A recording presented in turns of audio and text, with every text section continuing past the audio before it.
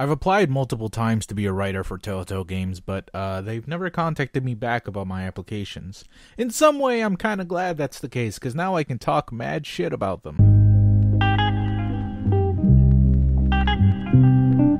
Hello everyone, it's me Goose, and I'm so glad so many of you enjoyed my video last week on the topic of Paladins. I'm happy to know the majority of you agree that Yooka-Laylee is a terrible, awful, fucking disgusting game. In any case, let's talk shit about another subject that needs mad shitting on, that being Telltale games. Now this video isn't anything new. I think there have been a ton of different people, a ton of different YouTubers, who've talked about the same thing that I'll be talking about, and that being the flaws and issues I have with many different episodic games of Telltale. However, luckily for you, I love beating a dead horse. I like it when they don't fight back because they're so dead and rotten. You fucking horse. Fuck you. First things first, some of you might actually be fans of Telltale games, and that's totally fine if you are. I can still see how a lot of people out there can still really enjoy their games. I think for the most part, the writing can still be very sharp and poignant. I like the fact that they promote the importance of writing in video games too, and are one of the few bastions left that focus on story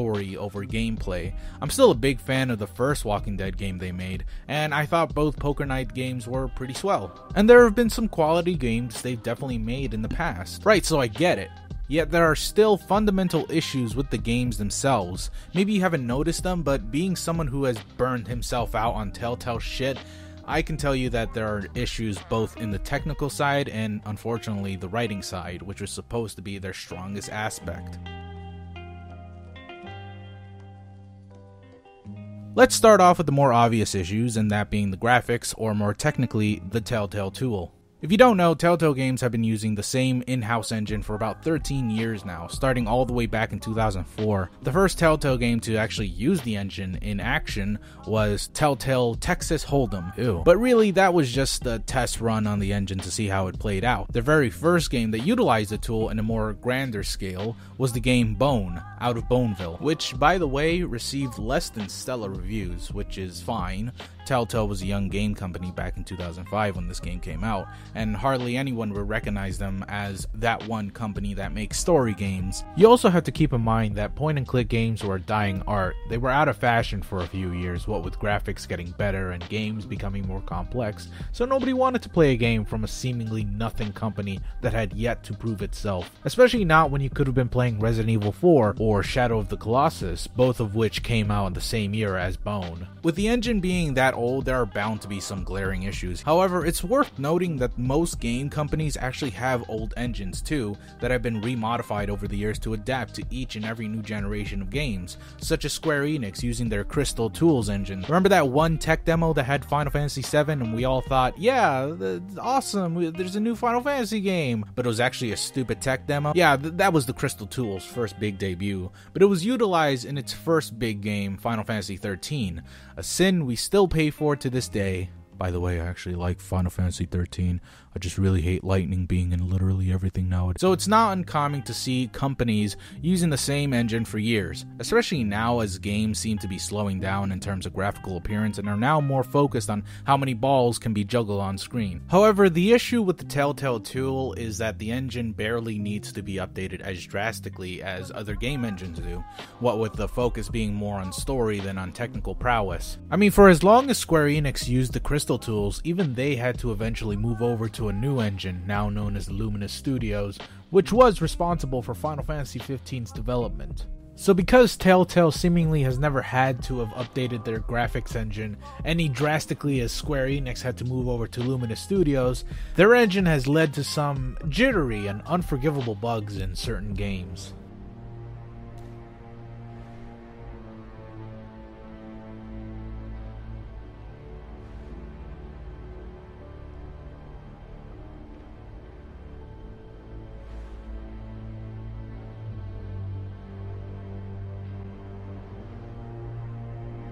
I mean, it's impressive that they've gone so far with an engine that old, with updates that are only made to adapt to new systems. Hell, even my computer can run all Telltale games, new and old. I guess that's the point of the Telltale tool, to be more adaptable with everything.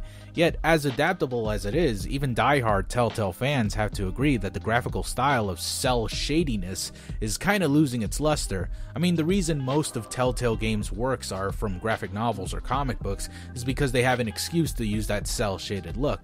It looked nice back in 2012, but now it just seems like kind of an excuse, a sort of magic trick to keep the man behind the curtain hidden, to make you forget that this shit is old and that without the filter, the game would look kinda garbage. I mean, the options given to you in every Telltale game are just non-existent. Even if you had a better computer, it won't change the game's poor performance. But even then, graphical looks aside, certain Telltale games just run bad sometimes. Loading between certain angles and decisions made in each game can be clumsy, and they load awkwardly. Each new installment after 2012 has been seeing a decline in quality. And why do I keep mentioning 2012? Well, that's around the time when The Walking Dead Season 1 came out, their first true breakout hit. Now, that's not to say that this was the first game they had success with. People already knew who Telltale games were back when they were developing successful stuff like Sam and Max games, but The Walking Dead game, I feel, cemented who they were to a more casual audience as well as a hardcore one. See, because while The Walking Dead was not their original IP, it was one of the first games where they could take artistic liberties and create their own stories within an existing universe. Sure, you could argue that with the same thing as like Sam and Max, Back to the Future, and especially Jurassic Park, what with it being an original story as well. However, at the time, The Walking Dead's release came out at a time when The Walking Dead's franchise was at its highest point. The graphic novels were so good that they made a TV show out of it, and the TV show was so stellar that they had to make a ton of fucking merchandise off of the series. They even made 2 games for it. One I call Walking Dead Prime, and the other I call Walking Dead Gamma, cause it sucks. With the franchise being at its peak at the time, the Walking Dead game by Telltale was incredibly successful due to it being a game that was not only written well, but also incredibly easy to play. That's the thing about every Telltale game ever. They aren't complex. The most complex thing about their games is learning which button makes you walk slightly faster in the current game you're playing. Everything else is determined on the dialogue you choose and the QTEs you fail or succeed. The writing was also one of the best seen in a game at the time. This is where the creative freedom came in. Telltale was allowed to make their own separate story. They didn't need references to characters they were writing for. This was all established on their own terms. There were technically no rules, and the writers were free to jog out their creativity as they see fit. So long as they follow the basic guidelines of the Walking Dead universe, they were golden. Also keep in mind that the pinnacle of great video game stories for that generation was Heavy Rain, which was essentially the same shit The Walking Dead was, only it had more graphics and, more capabilities and all that shit. So it made Telltale seem kind of like an underdog. Also, the Heavy Rain stuff, it's just not great. It's pretty bad actually. Like, pretty garbage. Combining the gripping tale of The Walking Dead with the easy to handle gameplay was a recipe for success, so Telltale Games became more of a household name. However, that was not only the beginning of their success, but also the first sign of their downfall, ironically. Wildly popular to this day, Telltale is still going strong with release after release, but with each release comes more noticeable faults. It's because of Telltale's success with The Walking Dead that they were suddenly piled with mountains of work, and it's easy for them to make each game when you consider their games don't really require any vast technical prowess. Telltale Tool was made solely to make good set pieces. Think of it this way.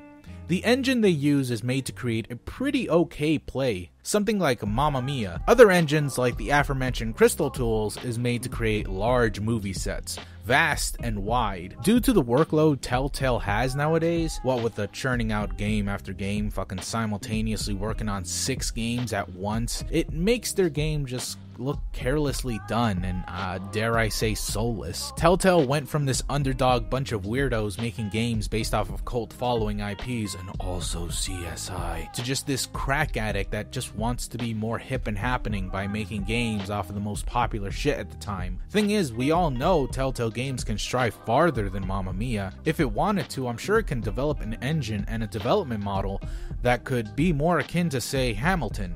Of course, in order to create Hamilton, Telltale Games would need to have better writers.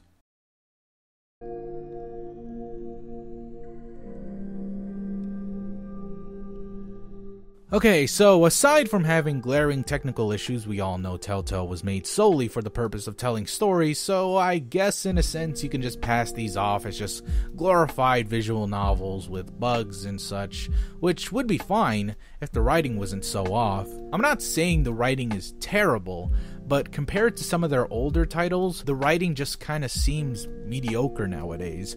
I think the strongest thing Telltale has going for them is characters, but even then they suffer at making any sort of character development.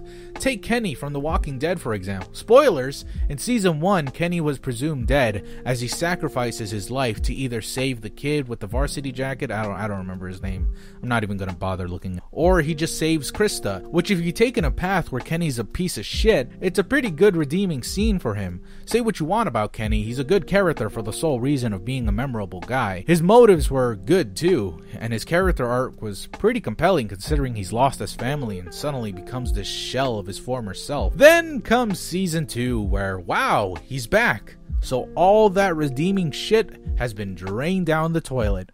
Although you do get the sense that he's a totally different guy and kind of wants to make amends for his past sins, though we can throw all that shit out the window too real fast once he starts acting like a piece of shit again. I know there's gonna be some angry fans yelling at me in the comments section telling, oh, you don't understand the character. You know, motherfucker, fuck that. In Season 1, all of his misactions were at least understandable. Even if his boat idea was insane and unrealistic, he at least was one of the few people with a fucking idea. And even though he was kind of cold to everyone, at least he was thinking about his fucking family. Even then, when they were gone, Kenny's actions thereafter were decided for him once his family left him. He was a broken man with a weak will, and that sacrifice showed what little will and humanity he had left. Season 2? Nah, fuck that shit. Kenny's a real piece of shit. Even if he is nice to you in Season 1, he just canonically changes into a piece of shit for no reason. He's a monster and irredeemable. I get he's still a broken man, but Kenny's inclusion was just horse shit, and it shits all over the fans' attachment to the character. It makes people feel alien to his character, even those who are very familiar to him. I just don't see why it needed to come back. I don't see why his thread, his character arc, needed to suddenly be pushed into this game where he clearly has no real involvement in. Well, yeah, his involvement is to just shit on everyone else, I guess, but his character arc is now null, and instead he turned into this generic void of a character. It's things like these that sort of show a disregard for quality in Telltale's games. I hear a lot of people talking about Game of Thrones being one of their worst Telltale games, what with the illusion of choice the game seemingly gives you and the poor writing and dialogue choices, but honestly, I'm surprised it took people that long to realize that shit. There's always been an illusion of choice when it came to Telltale games, but I suppose it was just more prominent for the Game of Thrones game than before. If you play that game all the way through and watch someone else's playthrough or let's play on YouTube, you'll see that your game was almost exactly like their game. There is no choice, just dialogue trees that result in nothing. It's unfulfilling and insulting to see a game that's all about choice have literally no consequence or reactions to what you choose. Even the Walking Dead game had some sort of illusion of choice. It was the same shit no matter what you chose. However, to be fair, Season 1 actually had some pretty important choices that affected the whole game. For example, Kenny's behavior was dependent on whether or not you agreed with him on the majority of the game. There are definitely character changes depending on how you talk to them. While they may seem like small changes that are insignificant to the overall outcome of the game's end, they were at least there to keep the illusion going. Yet in the later games, they just don't even try branching out too much. That little blank "we'll remember that" shit is pointless with the newer games, and that's my point. The more games Telltale makes, the more the quality starts to degrade. How can you blame them though, honestly? They aren't supposed to be technically astounding games. They're made to tell stories, yet the writers seem to just not care about the stories anymore because there's too much to work with. Do you honestly think a gaming company that is currently juggling around 3 different games and more soon has the time to actually give love and care to all of them? They aren't a big big company, not big enough to give love and care to each and every one of their games, and to actually have some sort of innovative plot into their stories or a dynamic story branch. They're made to quell the fanboys who want more out of their favorite franchise, but even then I personally can't understand how some fans are okay with the insulting way these games are treated and written. I know Minecraft story mode was for kids, right? I get that, but even kids have to be insulted by how fucking lame and easy it is to beat that game. There are almost no fail states in the first episode of Minecraft story mode. It is the most self-playing game I've ever seen in my life. You literally don't need to say a fucking word in order to advance the plot, nor do you even have to play 80% of the game in order to beat the game itself. Ever since this game came out, I've been wondering if the game's writing staff even care anymore. I feel like they just want to be expressive again and have their own original stories.